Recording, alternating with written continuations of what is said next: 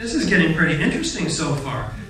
Did anybody do analysis on the previously molten metal? Well, Dr. Stephen Jones did, a physicist formerly from Brigham Young University, analyzes a piece from this 40-pound chunk, does his electron microprobe data, determines that it's predominantly iron. It's not aluminum, it's not steel, it has abundant manganese, so it's not structural steel. It has very little chromium. It has small amounts of aluminum, sulfur, and potassium, key ingredients of thermite. Unfortunately, it has manganese and fluorine in abundance. Manganese and fluorine? Well, manganese is from potassium permanganate, which is used as an oxidizer in thermite charges. And fluorine is used in very special thermite charges called sol gel types. This is the fingerprint of thermite. NIST refuses to test for thermite. And sol gels would leave another residue, 1,3-diphenylpropane, that's not found in office fires. In fact, EPA analysis finds one molecule that was present at levels that dwarf all others. 1,3-diphenylpropane. This is in the air during their toxicological studies. Eric Schwartz of the EPA says we've never observed it in any other sampling that we've done. But is there evidence in the dust? This powdered concrete, piled 4 to 12 inches thick throughout lower Manhattan. In fact, Dr. Jones has 4 samples of this dust that's sent to him. One from the Brooklyn Bridge collected 10 minutes later, another from the top of a skyscraper just 2 to 3 blocks away, and one from an apartment.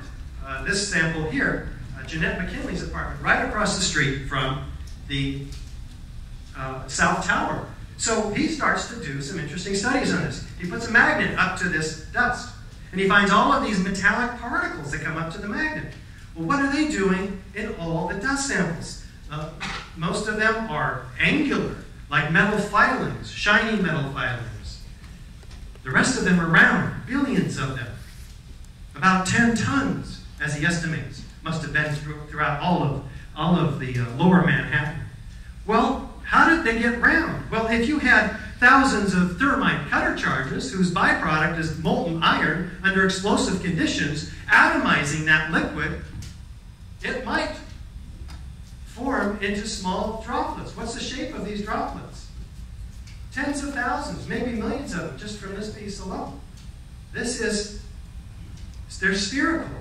How do they get spherical? Well, the surface tension of a liquid forms itself into a sphere when it's atomized like this. That's just what it does. It cools and it falls with all of the dust. He does his energy dispersive spectroscopy on this, and what does he find? He finds that it has the same chemical ingredients and proportions as a controlled experiment of ignited thermite. That's disturbing enough. He thinks about this. Well, what would have been in the original recipe, the unignited thermite? Well, he speculates that there would have been powders of aluminum, iron oxide, copper oxide, zinc nitrate, potassium permanganate. So he goes back to the dust once again. And what does he find? They come up to the magnet also. He missed them the first time. This is only a year or so old. These tiny chips, this one a 1/16 of an inch long, red on one side, gray on the other. It's actually quite fascinating because it has the same or very similar characteristics of its chemical composition to known thermite. This isn't put together by colliding airplanes with steel structure, aluminum and steel. Why? Because the particles of the aluminum and the iron oxide are 1,000 times smaller than a human hair. They're perfectly rhomboidal in shape, the iron oxide. The platelets of aluminum are perfectly uniform. They're mixed 1/3, 2/3 in the ideal proportion. This is nanothermite. It's very sophisticated stuff. It's made only in the highly sophisticated defense contracting laboratories. It's not made in a cave in Afghanistan.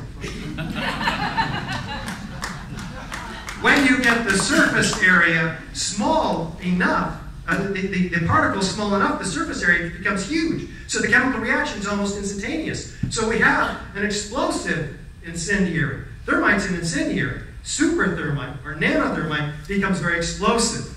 So now you have a product that Doesn't have the loud bang of high-energy explosives like C4 or RDX. Doesn't have the bright flashes of those products normally associated with controlled demolition. So, if you were trying to perform a deceptive controlled demolition, this might be the product you'd use, except that it would leave a whole lot of molten metal droplets, which appear here, associated with the chips that are partially ignited as well.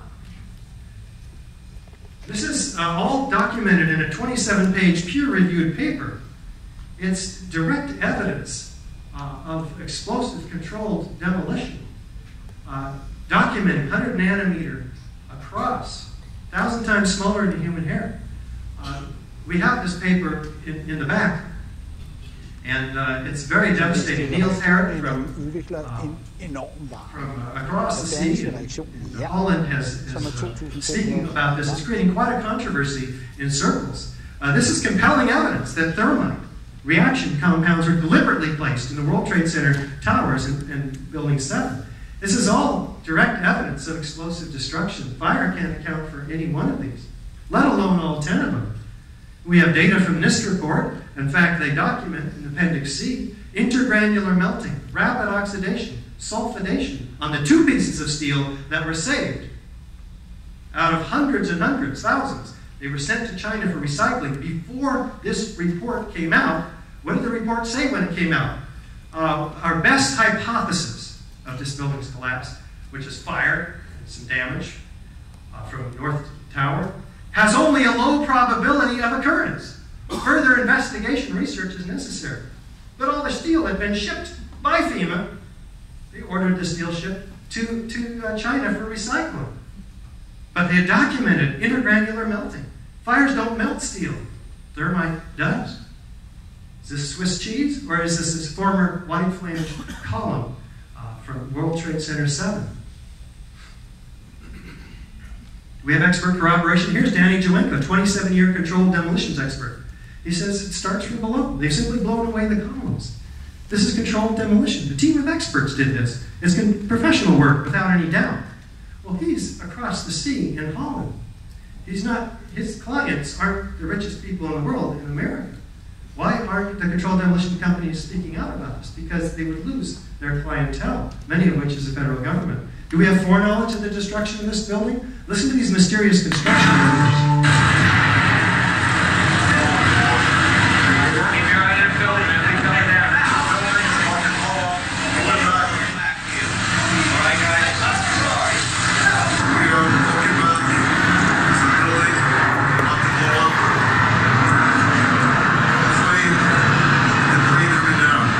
How do they know the building is about to blow up? This is not supposed to happen. Do we have, oh, we're going backwards. Let's not go backwards. How about this? What else did Kevin McPadden, former Air Force medic, say?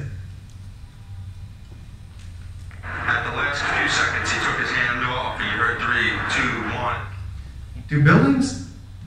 Do fires bring buildings down to countdowns? This is very disturbing. The BBC announces the collapse of this building 20 minutes before it happened. It's true, they apologized for this grievous error, citing the confusing events of the day. Does that make them psychic? Jane Stanley's 47-story Solomon Brothers close to the World Trade Center has also collapsed. This is all direct evidence in the case of Building 7. Now, it's proof beyond a reasonable doubt.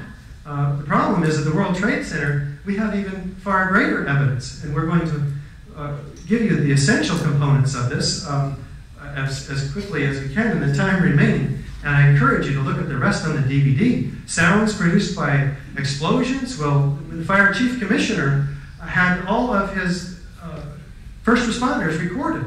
Out of 500 of them, 118 were recording sounds of explosions, flashes of light. Shook my bones, he says. Shortly before the first tower came down, I remember feeling the ground shaking, heard a terrible noise, and then debris just started flying everywhere. Somewhere around the middle of the World Trade Center, there was this orange and red flash coming out.